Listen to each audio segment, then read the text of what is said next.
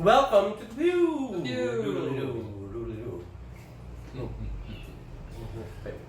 And there's a little kitten meowing in the background.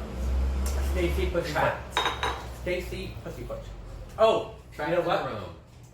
We have some very exciting news today. But before we do, I want to say thank you to Maurice Gutterboy, who is helping me. You know, actually, he's doing this really great thing. He's making a coloring book for me using my Zombie Kid paintings as images, and then he's using an inkjet printer to reprint, make reproductions of my paintings, and then I do. He sends them to me, and I sort of paint on them to make them like a multimedia, and so those are the stickers, right? It's inkjet printed on paper and then glued on, but yeah, they're stickers. But they're really nice, and he's making a coloring book, and I want to thank Maurice Gutterboy for that. Go Gutterboy! Go Gutterboy! So, on top of that, what other exciting news do we have? How about the Mets? I don't know if this is exciting, or No. people will receive this as exciting news. Oh, yeah. Oh! Oh, exciting. Did you hear? It will either be a cause for celebration or a cause for mourning. A cause for evening. As many of you know, I retired from my job earlier this year, and 2019 is a year of transition for me. I'm transitioning. Ernesta? Well, not in that Emily? direction. Emily Glam. Not in that direction. Oh, you're gonna become a man? I'm just going to be non-binary. You know, about the job, I want to bring up something actually. I was confused about that. You said you were retired, but then every time I called you, you were at work. Recently, you were not, but very recently only. But before that, you were at work full time. Explain that if you Right. could. Well, I retired from one job, and then I got another job, and then that. Oh, that's job, right. They offered you. Yeah. What happened to that? It ended when my boss was convicted of corruption, and Was he a politician? yes. Which one? I'm not going to get into it. Okay. So, So his whole thing. suffice to say, His whole cabinet or whatever. Yeah. Yeah. we all had to leave, and so. Okay. So I had to reevaluate my life.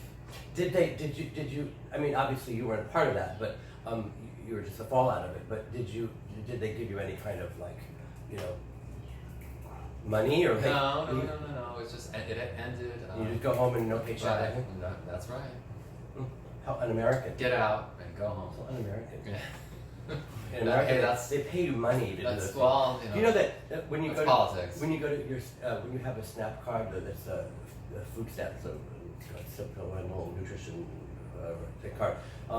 When you go to your meetings with your caseworker, they give you 2 Subway cards and a $5 bill for lunch. This is possibly the only country in the world that pays you to come and pick up money. Sweet. Yeah. Well, I could certainly use some money now. Oh, please. So my news is that I began the year with retiring from one job, and now I'm retiring from another. Which job is that? You don't have any jobs. You don't do any My work. job as co-host of the Peeew. What? The Peew, co-host of the Peew. I am officially announcing my retirement from the Peew. Well, actually, it's sort of a semi-retirement, isn't it? Because you're going to be coming back for special occasions and on. Yes, I might break out the walker and come back. Put down the walker. You mean. The Johnny Walker? Yeah. Put it down. But I would love to have you back for special occasions and if you're out with Drew, Zilla, or. Yes, as many of you have noticed, there have been remarkably fewer episodes of the Peew in recent months. For lots of reasons.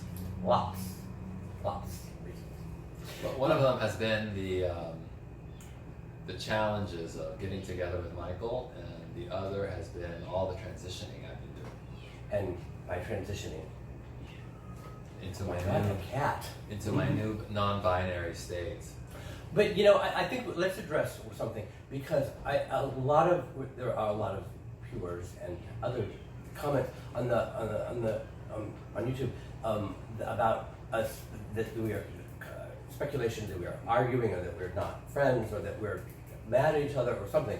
And I don't find that to be the case. Do you find that to be the case? No, in fact, I don't think we've had an argument in at least 3 years. Yeah, and even when we do have arguments, they're kind of like on another level where we're able to separate that. I think kind of from for the most part from the friendship, and then I don't think we've had an argument in at least 3 years. So it's So we're not fighting. It's strange to me when Long I story read short. things like that, and I'm like, wait a minute, are we fighting? Like, because I always believe what the media says about me. So when I'm like the first one to believe whatever the media says about me. So when they say I'm a genius, I'm a genius. When they say I'm a sociopath, I'm a sociopath. And when they say we're arguing, we're arguing. So I guess this is just another example of where it's not true. No, I'm semi-retiring so that I can focus on other projects. Other YouTube shows? I possibly. I don't know. Possibly. Like? There as of right now, there is no other YouTube show. But I am working on a documentary with Drusilla, so that's taking up time. And What kind of documentary? It's a documentary on New York City nightlife. Oh, starting any parameters or any, like from time to time or From general? the Or present. From the present to present to who? From the present to the present. So From the present to the future, I suppose. oh, I like that. The present. That's very good. Yeah, we're not dwelling in the past. Yeah. There's no past in the documentary. It's all present. Yeah, I like that. Mm-hmm. I I like that. it too. I mean, there's enough in the past. Yeah, I'm tired of the past. We've overdosed in the past. Right, and we're about to overdose on it again because the Wallpaper's book is coming out. I know. So, well, and we're going to overdose on it again, I'm afraid, when my book comes out, and when we're all 90 years old, and incapable of taking anything. But yes, I can already sense it, and I can already feel this thing here in my gut, like that happens when that happens. Do you get that? indigestion. No, it's like a gut, like Got a gut feeling. it's like a pang. Got a gut It's a pang. feeling. The pain. Do you get it? No, No. pang. P-A-N-G. Pang? A pang? No, I Pang. don't get it. That's interesting. I always get it when people when I guess I don't know. It's because it's just I'm tired of it.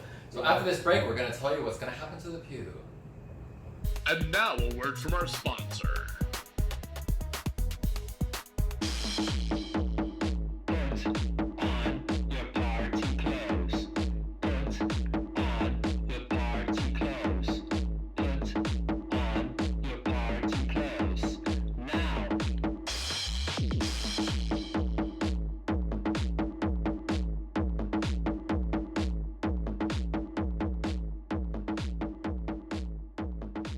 Welcome back to the Pew. Welcome back to the Pew, where Ernie is going to tell us the future. He's going to tell the future. Soothsayer Ernie Glam, looking into his crystal balls, and tell us, what is the methamphetamine telling you? I have looked into the crystal meth. Method. And What method are you it using? tells me that the Pew will continue. Oh, it will, indefinitely? Well, you tell us. I look into your crystal balls, and the amphetamine tells me that the Pew will continue indefinitely with other guest hosts, and including Ernie Glam on special occasions. So as you got a taste of it with Elda, and perhaps she'll be back. Perhaps. She'll definitely be back. She really enjoyed it. In fact, now that she has sort of the hang of it, a lot of people the first time they're on there, like you said, they're kind of stiff and whatever, or afraid of the camera, whatever, and then they become really comfortable just as they're ending. So luckily for us, Elda lives here in New York, and she can come back. Plus other hosts. Plus other hosts. I'm really interested in Jay Bailey. I want to talk to her. Do you know Jay? She's a trans porn star. Trans porn star. And she has and she does have lots of different shows similar to the Pew in style and topics and things. But with sex. Not always. No? But with kind of a sexy slant, maybe because she can't kind of help it because she's. Yeah. Once you're a porn It's star, like, you well, can't. it's you like can't Amanda Lepore talking about floor cleaner. I mean, it's still gonna be Amanda Lepore, yeah. I want to talk to her, but I would like to have somebody who shares a history with me, like some kind of backstory. And I was thinking of Floyd. Mm-hmm. What do you think? He's funny And he's similar to you. and has lots to talk about. He does, and we all came to New York at approximately the same time. You were here a little bit earlier? I think Floyd might have been here. I arrived in 1984, and I That's when I believe arrived. Floyd almost arrived maybe like a year before. I would say that. that's 83, and that's when I think James arrived. So it's interesting we all arrived in the same year and became friends. Is that a coincidence? It is a coincidence, a fortuitous coincidence. But, Lucky for all of you. Yeah, but also it was that we had the same mindset because we were all fresh in New York, and a lot of times people who are fresh in New York associate with other fresh in New York people because they're intimidated by the city, and the fresh in New York people kind of stick together, and it's like us against them. We're going to show them how it's done, right? Kind of. Well, that and plus all the established people wouldn't talk to us. Right. Well, that's what it is. Yeah. So you had to be friends with It's very intimidating. with the new people. New York can be very intimidating if you don't have an in. If you don't have somebody who's going to bring you in, it can be very intimidating if you come alone. So you have to gang up together and then make your splash. That's what Right, like some of the really cool people would not talk to you at all. Although some of them were very nice, like John Sex would always talk to new people. He wanted something in return.